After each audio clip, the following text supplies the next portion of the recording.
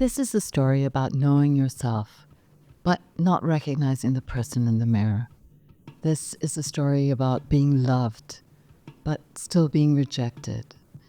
It's a story that unfolds in familiar ways, dressing up with friends, dancing, clubbing, finding your tribe, and unfamiliar ways, running away from home. Discrimination, wrongful arrests, nights in jail cells. But more than anything, this is a story about the search for joy, for fun, not just for the thrill of it, but as a way to claim identity, to say this is me. And whether you think so or not, I belong. Welcome to the Brown Box. Our guest today is Sasja Sidek, a Singaporean, a transgender woman, an activist, and an advocate for trans rights. Sasja grew up in Singapore, but now lives in Australia, where she's become a powerful voice in the queer community and an outspoken critic of her experiences as a trans woman here in Singapore. We begin where we always begin, at the beginning. All I can remember is the soft toys of Care Bears. I have the whole collection of Care Bears. A lot of my peers would say Barbie dolls, but it wasn't me. It was Care Bears because my mom was working in a department store at that time. She always buy me the latest Care Bear soft toys. And I have the whole collection in my bedroom. I was living with my grandparents. They brought me up since I was a kid, a toddler, because my parents were full-time working parents. So they don't really have much time for me. I guess they are building up their life at the same time. But my grandparents, of course, I'm the first grandchild in the family. So they are happy to have me every single day. My memory mostly with my grandparents because they brought me. So they are like my parents, actually. I used to be playful and naughty at the same time. I do get into trouble a lot because I'm that kind of kid who doesn't stay at home. I go out of the apartment and roam around the neighborhood. I have my neighbor that was my partner in crime as well. So we both always up to mischief, like going to the playground and get ourselves muddy, dirty, and get home, get into trouble with my grandparents. I wouldn't say I'm like super naughty. I'm like maybe 50-50. And also, having said that, my grandparents, like I said, I'm the first grandchild in the family. So I get away with a lot of most of the time. I'm a water baby and I love going to swimming pool, going for a swim. So my grandfather always bring me to the swimming pool, the public swimming pool in Bedok, maybe twice or three times a week. And even it was raining and I still insist of going and he still make time to take me back to the surf. I only discovered more about my ethnicity and my background when I moved to Australia because I met a lot of Singaporeans who lives here and they are very passionate about their background, their ethnicity. And when I came here the first time, I met this bunch of Singaporean Malay here, indigenous Singapore Malay here. They asked me which tribe do I belong to. And I have no idea that we have tribes. But having said that, in Singapore, we do have Boyan, Javanese. I didn't know it was a tribe. So I had to call my mom and ask questions about the tribe I'm in. And I found out that we are from the Bugis tribe. I did a bit of more research on it and I found out that Bugis people are warriors. And it just makes so much sense that my mom, my grandmother, they are fighters, they are resilient women, and it just show that in me. So yeah, it just makes total sense that I'm part of the Bugis blood. I've been a very ignorant person when I was living in Singapore. I didn't even talk about our indigenous heritage. We taught Malay and full stop. In Singapore, the history has been wiped out from our history book in school. So it started off with Stanford Raffles. So before that, they do not have that anymore in the history book. This is the reason why I feel that this is my job to do my own research and find out more about what Singapore was built on and who was the first people on Singapore.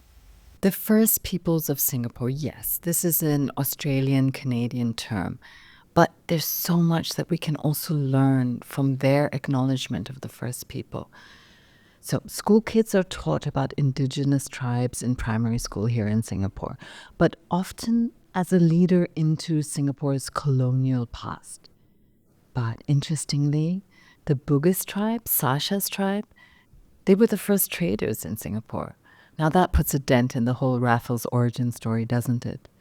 They were already trading pearls, sandalwood, and spices before Raffles decided to set up his new port. Pre-colonial life in Singapore has become some sort of preamble for colonial life, a footnote, or at best a panel discussion or a museum exhibition. But for Sasja, her past, her roots, her life aren't a museum exhibition. Buglad runs in her still, linking her to the warriors of the past and to their resilience. I went to Bedok North Primary School. I guess I was enrolled in that school because my grandparents lived like 5 minutes away from that school. I can't remember much, but I do remember every recess time, I would skip meal and play with the girls with that jumping rope. I still remember my teacher always have to correct us because we always speak Singlish at home, right? She always tried to correct our English. We always use the word my one. And she said, no, say mine, not my one, mine. So I still remember that till today. I sometimes use the word my one, or my nephews and nieces uses that word. I said, no, you have to say mine, not my one.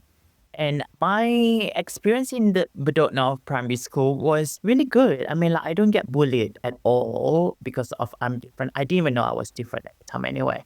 So I just enjoy the company of girls as friends. Then boys, I just feel like boys are a bit too rough. Nobody even approached me or tell me that I'm different. I guess now there's a lot more awareness. You can just come up to you and say, I believe that you can be different. But at that time, I don't think there's even a manual book saying that transsexual people, what they should look like. This blissful childhood surprises me, pleasantly surprises me.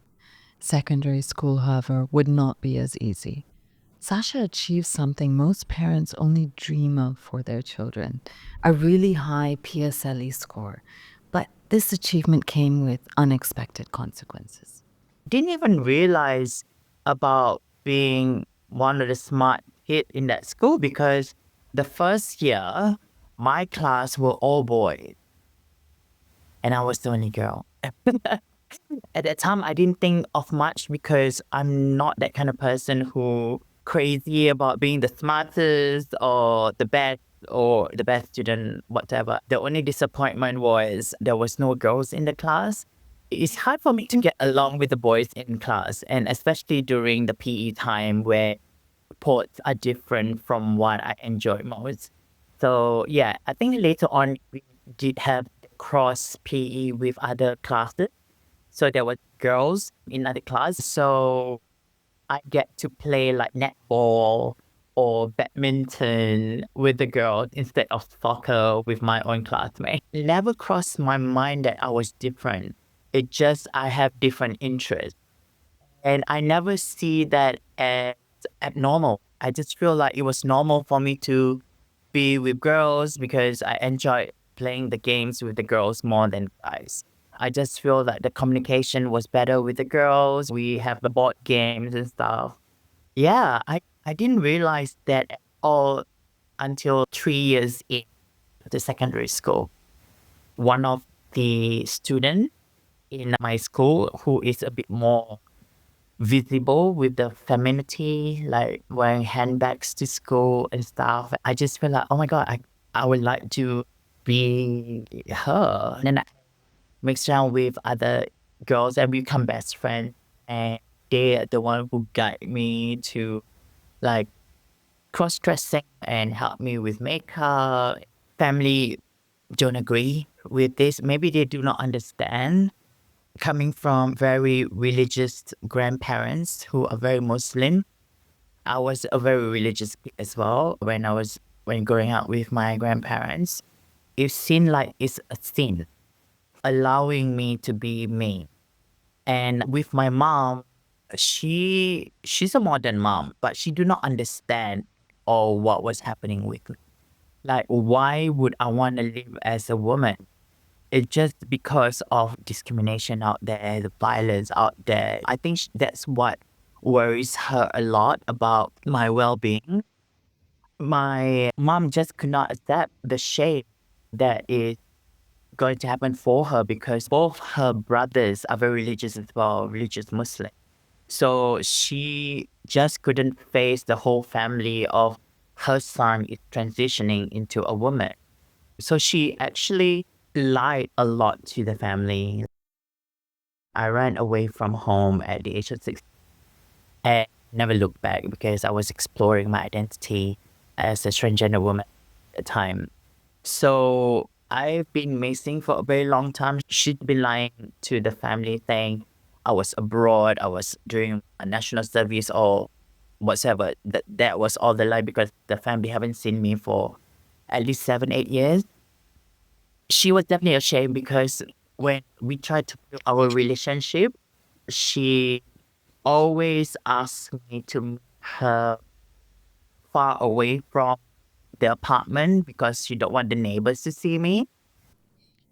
Sasja tells me that she did not feel too deeply about this. She just felt happy that at least she got to see her mother.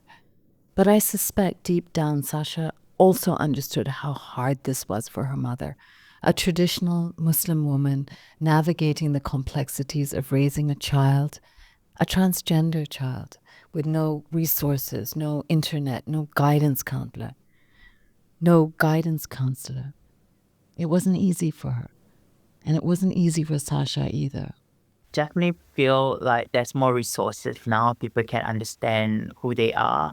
At that time, I think I'm a bit of a lost soul. I just do things what feels right for me.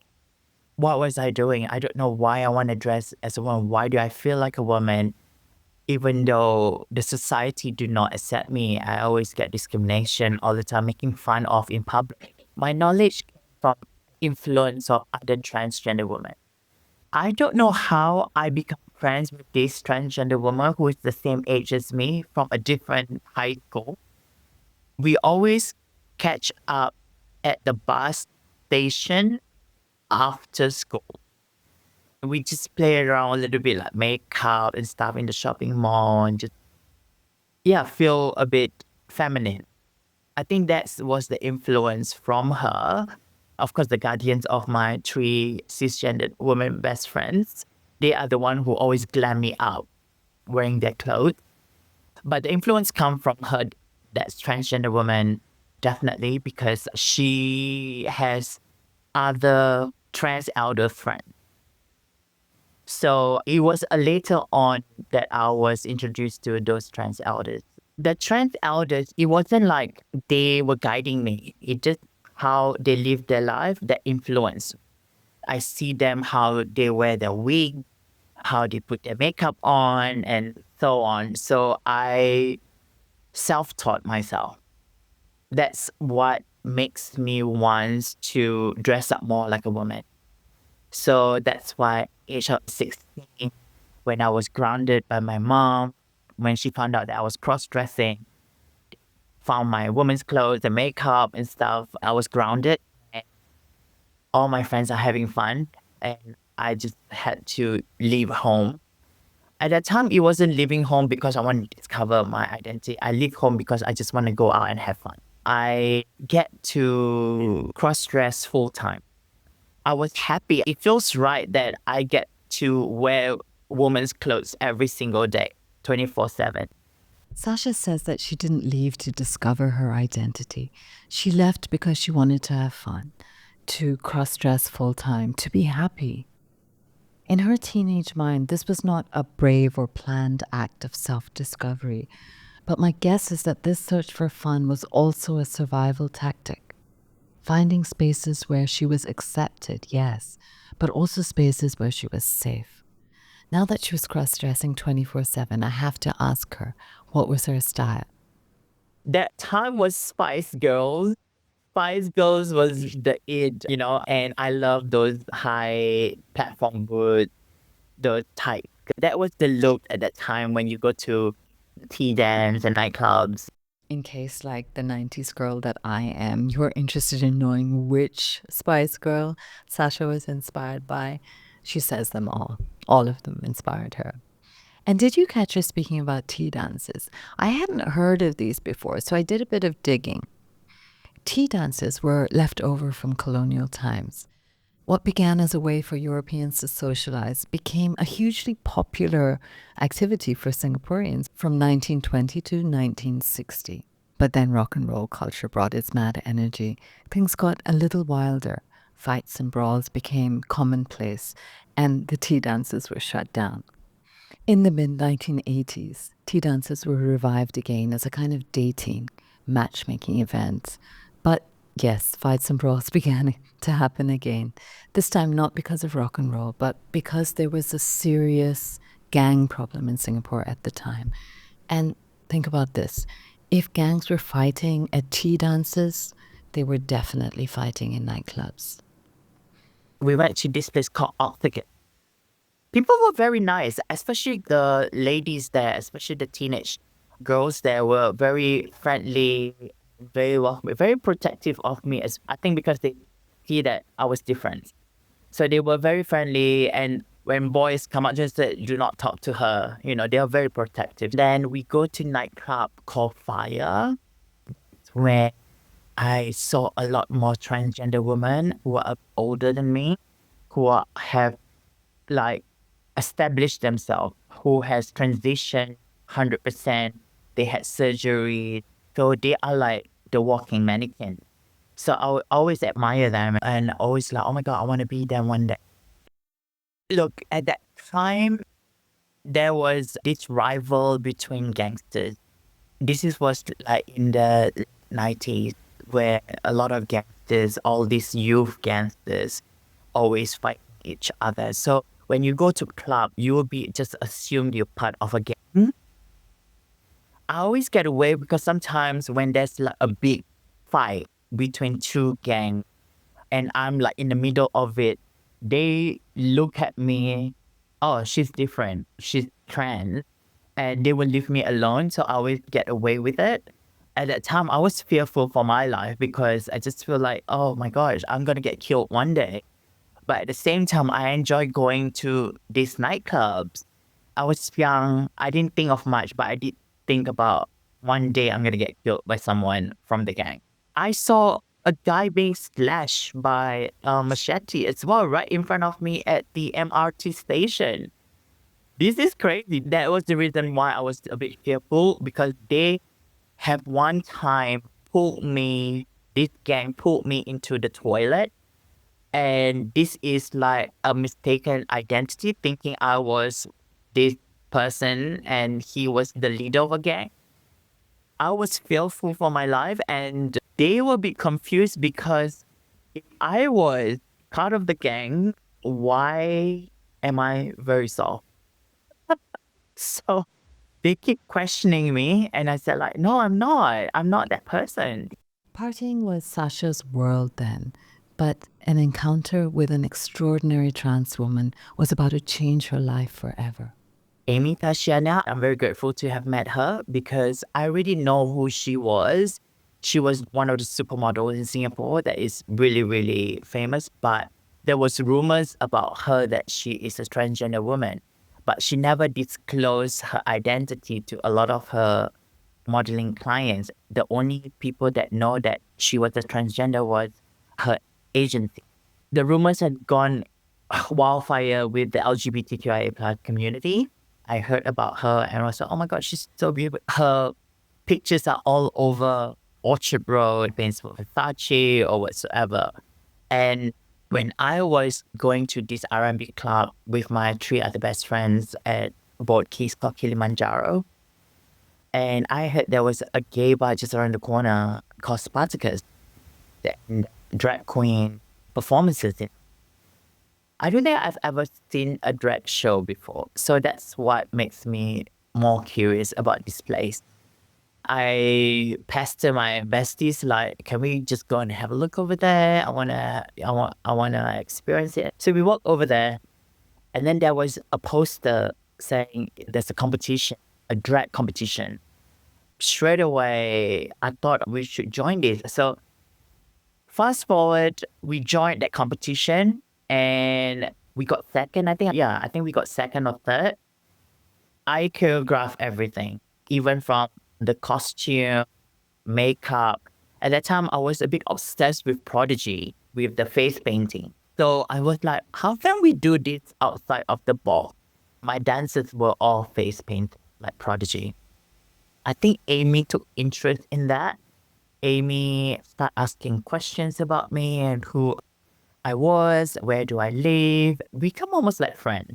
Amy found out that I was living in this place, this 2-bedroom apartment, which I hardly can afford. It's also far away from the city as well. So she said, once your lease finished, come and live with me. At that time, I didn't of anything. Was like, okay, sure, if you want. I mean, like, who doesn't want to be with Amy Tashiana at the time? Everybody was starstruck with her. So I took the offer, lived with her, and I think my life began as a woman was with her. She taught me everything that women do. I think my life starts at that time. I was still like this girl, know nothing at all about life as a woman. My womanhood, I would say, starts when I was living with. She teach me about cleanliness. Cleanliness is very important to her. She is super strict on that. And also talk about like hormones, like legalized hormones, and talk about fashion. Even though I was a dancer and everything, I was a bit of introvert person. So I discovered more about myself when I was living with Amy, and I'm a bit more extrovert. I can hold conversation with other people because of Amy. It was tough love. It wasn't like, Sasha, please do this. No, Sasha, do this. That kind of tough love. At that time, I don't appreciate as much because it's like she is so strict. But at the same time, I can tell she loved me because when I'm upset from the scolding from her, I think this is an Asian thing. She would never say, I'm sorry that I was so rude to you. She was like, have you eaten? I just cooked your favorite meal. That is the way I'm sorry that I shouted at you. During this time, Sasha was supporting herself. Her first job was as a dishwasher at a hotel in Sentosa Island. A van would pick her up from the city and take her to the hotel, where she worked the graveyard shift from 1 a.m. to 4 a.m. She hated the job. She later worked at a department store. She enjoyed the work, but there was an older lady who gave her a hard time because she was trans. In her late teens and early 20s, she began working as an erotic adult model. She featured in American and Japanese websites and magazines and was known as Roxy. Pride bounces off Sasha's words as she describes the photos to me. Adult modeling was about self-expression, sexual expression, but also became a way to financial freedom. The work allowed her to pay for gender-affirming surgeries and fund her fashion studies at Raffles LaSalle Institute. I think when I was growing up, I'm a bit of an exhibitionist. I didn't know the word at that time because when I was open up my computer, there's this Brazilian transgender woman. She is stunning. And she pops up a lot on my computer. And she does like sexy posing, that kind of is like a bit of a soft porn. I always tell myself I wanna be her. I wanna the world to see me, to see my body. And it took me a while to have the courage to email they call it the webmaster. They were based in Los Angeles. I emailed him and then I got a response the next day. He was surprised that Singapore has a lot of transgender women. he always thought only in Thailand. I told him that we have a lot of transgender women here. And he said, if you can arrange a few more transgender women to model for me, and I'll come over and shoot you guys. Of course, we'll get paid as well in US dollars. I contacted a few of my transgender who wants to be in it. I said, like, it's money. I showed them the website. A couple of them was a bit skeptical because, the whole world going to see them. But end up did it because it was good money. I have this vision how my picture's gonna be, what my props gonna be. Maybe because I was more passionate more than the others. The webmaster came and said, I don't think this is gonna work. I said, like, it will work. We'll make it work. He took all those pictures and with my vision, and my photos was one of the best sellers. So he believed in me. He come like twice or 3 times a year just to photograph, mainly me. Very empowering taking pictures, even though I haven't had any surgeries at that time. It was just hormones and my breasts were very tiny. I was very comfortable being naked in front of the camera. Surprisingly, like I said, I didn't know the word exhibitionist, and until I found out later that people said you were confident because you're exhibitionist. And I said, oh, okay. At this point in the conversation, I remember wanting to steer the conversation towards the body because cross-dressing is only part of her journey. In our pre-interview, Sasha had shared that she didn't experience the same level of body dysmorphia as some others, but she had also mentioned taking HRT illegally. This got me curious about what is legal and what is not here in Singapore. I went online and what I found surprised me. Hormone replacement therapy and other forms of gender affirming care have been legally available in Singapore since the 1970s. In 1973, Singapore legalized SRS, sex reassignment surgery, making it the first country in Asia to do so, the first country to acknowledge transgender healthcare. But, and of course there is a but, this is only accessible to you once you turn 21 or if you have the permission from your guardians. Sasha was still a teenager, and parental consent was not an option. Whilst I get that 18, 21 are often considered the age of consent, these age limits seem unintentionally cruel because it's in puberty that hormones, gender, sexuality are top of mind. And yet at this time, the system offers nothing to support individuals struggling with gender identity. And of course, what it meant was that some transgender individuals like Sasha turned to the black market. Hormones start off the moment I left home because everybody was saying, like, if you want to be a woman, you need to take these pills because it will grow boobs and that sort of thing. I just did it because I was told to take it. It's not legal. It was all black market. So I took it because I was told I should take it. And then suddenly I start to grow a bit of boobs. And I was like, oh, okay, this is nice. So it fits better with my bra. I don't have to put in any socks in it. The surgeries came later because I feel pressured because most of my peers already had their surgery, had their breast augmentation, had the SRS one, or the face feminization, and so on. And I'm the last one who had like surgeries within my own peers because I'm so scared of knife and needles. Sasha has a story about the moment she decided to get breast augmentation. Like many of her stories, it carries a surface sparkle of fun. But beneath the shimmer lies some truly frightening realities. Me and my bestie ever, we're still best friends till today. We went out that night, we were clubbing, so we came home to my place, and I just like I think we should stay awake, call the doctor to book in an appointment for the breast augmentation.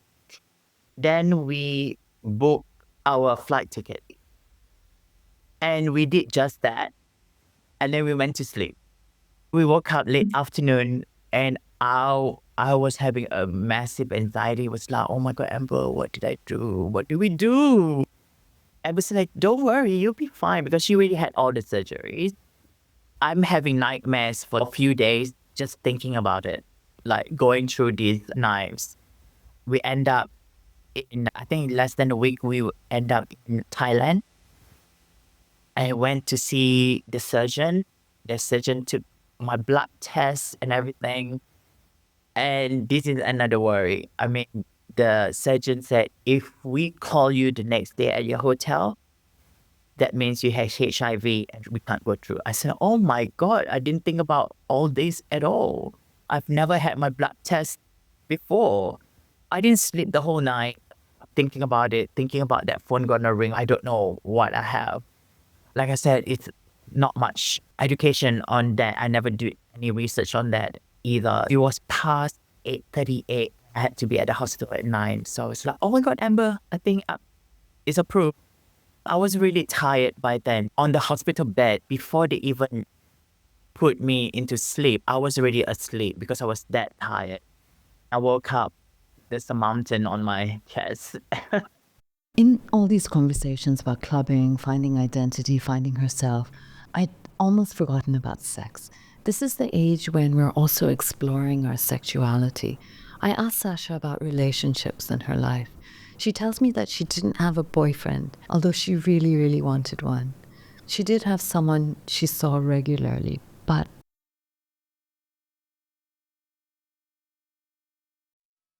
They never see me outside of it. At that time, I just feel like the attention was there. I was given the attention that I want by a guy that I really like.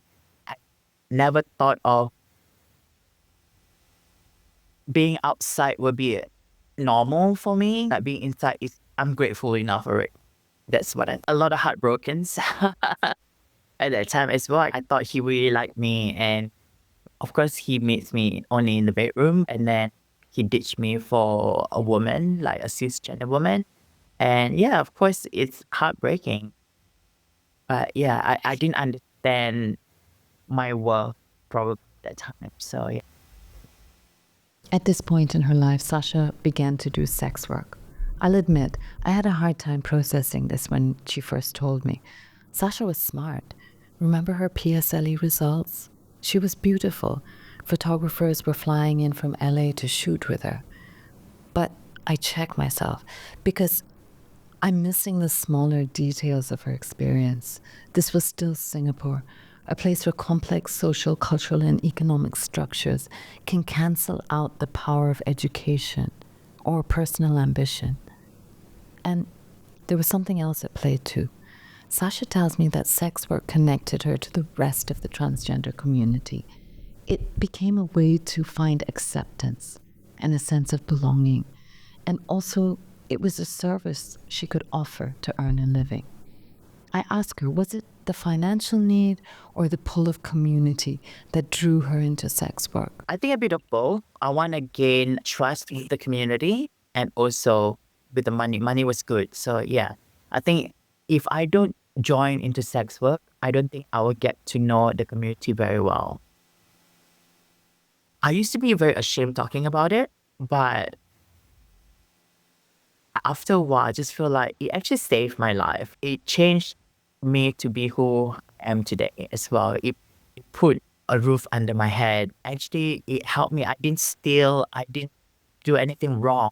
I provided a service and I get paid for it. Why should I be ashamed? I did sex work start off with Changi Point, where I met a lot more of my peers. Over there, I was still very young and new. There was hierarchies there as well. If you knew, you have to stand on the other side, like in the car park. If you're already established, then you'll be at the front with all the supermodels. While I was doing that, I a lot about Orchard Towers as well. The fourth floor of whores, they say, you're gonna make a lot more money there, they said. So I braved myself going there on my own, staying on the corner. And after a while, someone actually discovered me there, one of the transgender women who's been there for a very long time, right? Asking about who I was and stuff. And invited me to join them. I think my life was a lot better when I started working at Orchard Towers because financially I was really making a lot more money. I think at the same time, guys were treating me a lot more better because of the expat that come and hired me for my service. The men treat you better than the one in Changi Point because Changi Point is only locals men who take advantage of you most of the time and not paying very well as well. Because we will be treated badly in Singapore, especially with the authorities, the police force, where transgender women often, like myself, always will be thrown into the jail for overnight jail just because of our existence. They often will ask for our ID. This is like the non-uniform police will be roaming around in the city especially, and suddenly ask for your ID. Then if it says male, it's gonna put you into that van, take you overnight. I've been to that cell for so many times, probably like 30 times. It was very traumatized for me because I was this young girl who don't know what's gonna happen to me. I used to cry every single time I being caught. The anxiety, the mental health wasn't great for me at the time. Until later on, I become very angry person. I already see pattern. They just assume that you are soliciting anywhere. Even though I just came out from the cinema with my girlfriends and they know that I was different. They didn't ask my girlfriend's ID, but they asked for my ID. Yeah. They just assume you are soliciting. I think that is just the reason for them to keep you in cell. I become an angry person after later on, and I become very rebellious. Even like I was in the van, I was like cursing the police. I'm just like so angry. Like, what have I done? I just got out from the mall, and you brought me to this. After a while, I'm just so sick of get caught all the time. But I have to live my life too. Not until I moved to Australia, I learned about trans rights. I learned about self-worth. It's like a reborn for me that we are being protected here in Australia. That's where I start to tell myself, I'm not going to adapt or tolerate this discrimination in Singapore. And what can I do? Because a lot of us always, who lives in Singapore, always said this is part and parcel of when you transition. I refuse to accept that. That's where I think my activism starts when I moved here. And I want to talk more about my experience in Singapore and how we're being treated. There was no justice whatsoever. When I got a radio gig, and that's where I use that platform to tell my stories, invite other transgender women, especially from Singapore, and tell their stories of what happened to them. If you chose to be a transgender woman, you will be discriminated like this with the law enforcement. I think something has to change because we are only human too. Why are we being treated like the third citizens in Singapore? Singapore was the first to recognize transgender healthcare, transition surgery, and all that, but was not able or willing to protect its transgender citizens if they step slightly into the darker margins of society. Still legal margins, but somewhere in a moral gray area. In 2015, Yale University worked with Project X, an advocacy group for sex workers' rights in Singapore, to release a research paper titled, "They Only Do This to Transgender Girls." It begins with these quotes. And remember, this is not 1990. This is 2015. More than 10 times police have stopped me and taken photos. They probably go back to the station and laugh about it. They only do this to transgender girls. The first time the police, had a bamboo stick, they threatened me, pulled my hair, telling me, "How much is the price? Tell me the price." Of course, with a bamboo stick pulling my hair, I had to tell them the price. The sale of sex is technically not illegal in Singapore, But terms are vague, and it's in this vagueness that police bend the law, often targeting vulnerable groups like transgender women. I have to pause here as I edit. Sasja carries her story with lightness. She shares it with ease, with a soft smile. But this was her reality, and she was not smiling then. She was crying, a young girl sitting in a jail cell and crying.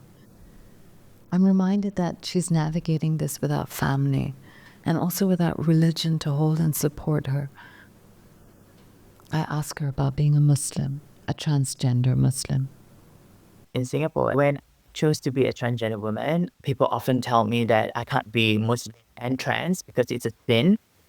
So I lost faith for a very long time, for a lot of years, until I went to Kuala Lumpur in Malaysia and I met some of the Muslim transgender women who are practicing Muslim as well. I start asking questions with them like, why you practice? They told me, why not? Because they were born Muslim. Their choice of life doesn't affect their religion. I still remember she told me, it's between you and Allah, God. Who gonna judge you right now? It's Him. When you die, it's Him too. So all these are just white noise. People like to judge people. They are not your creator. I went back to Singapore and I started to try to believe back in my religion. I don't have any internet at that time, so I called my grandmother. Usually before I go to sleep, I usually pray. That's how I do it when I was a child. And suddenly I forgot some of the word from the Quran. So I called my grandmother.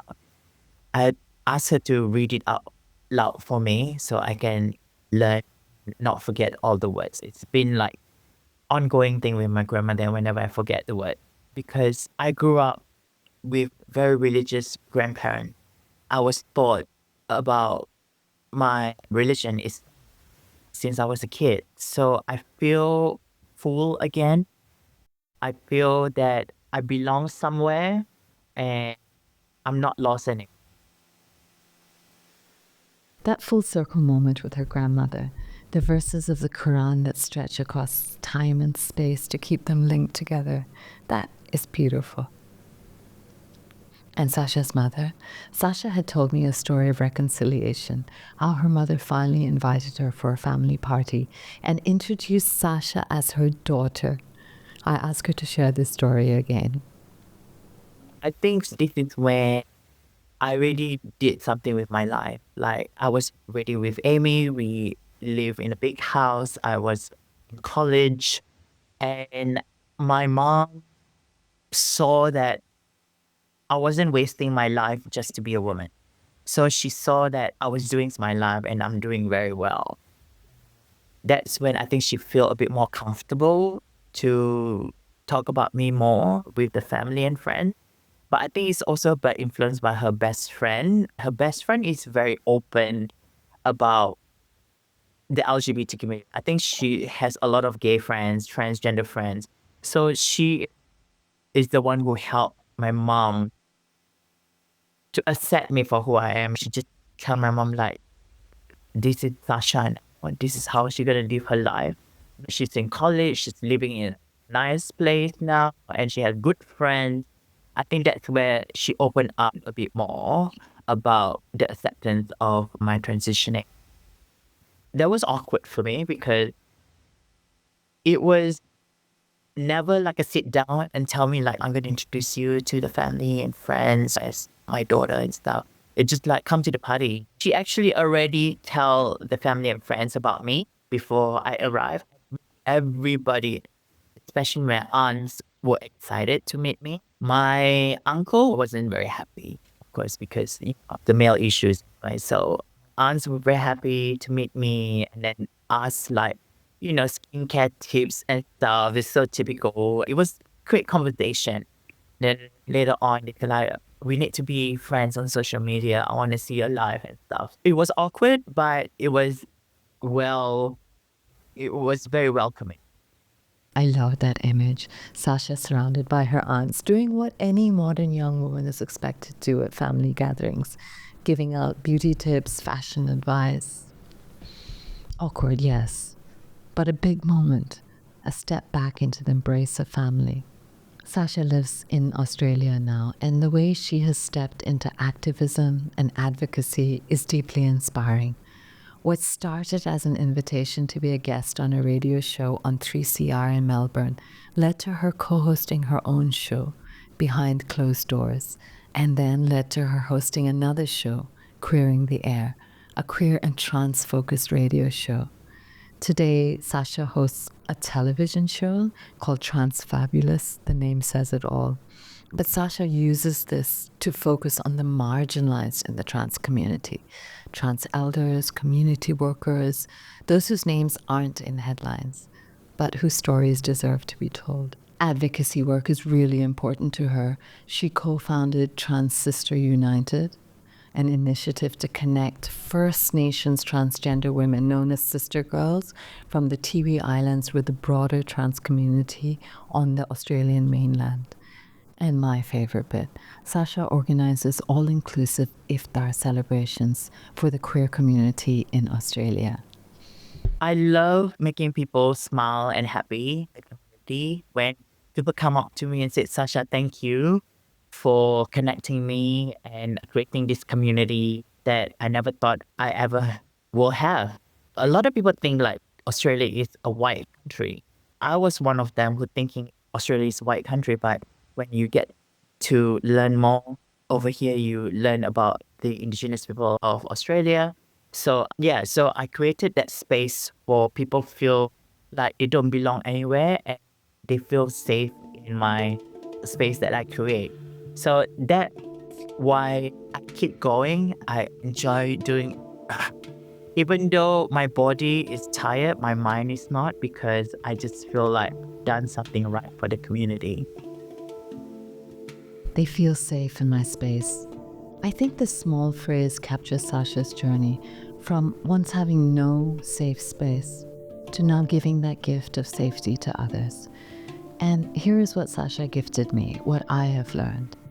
There is pain in Sasha's story, in the late nights at Changi Point, in the image of a young girl crying in a jail cell, and the years where the loss of family, of faith, of home must have carved empty spaces into her heart.